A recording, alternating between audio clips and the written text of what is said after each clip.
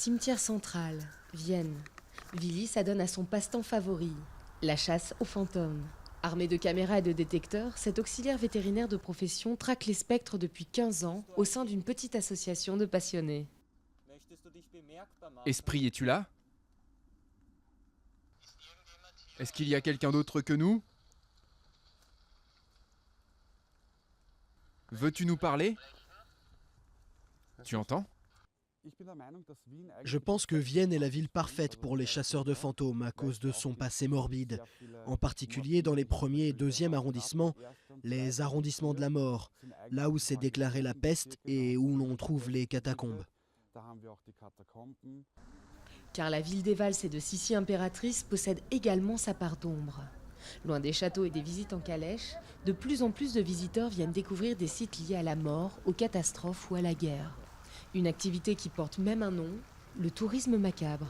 Sur son site internet, ce passionné répertorie des centaines de lieux alternatifs et effrayants autour du monde. Vienne a la réputation d'avoir une relation spéciale à la mort. On dit souvent que la mort doit être viennoise. Je suis sûr que les Viennois ont autant peur de la mort que les autres. Créer tous ces rituels est une façon de surpasser cela. C'est une ancienne tradition.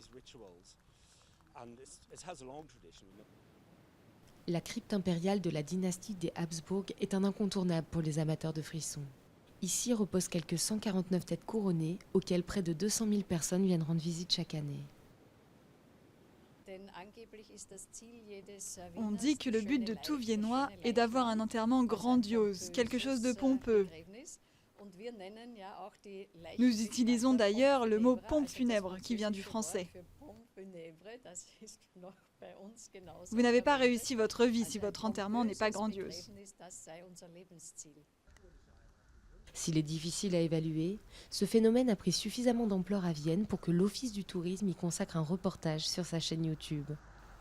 Au point que la ville se targue déjà d'être la capitale mondiale du tourisme macabre.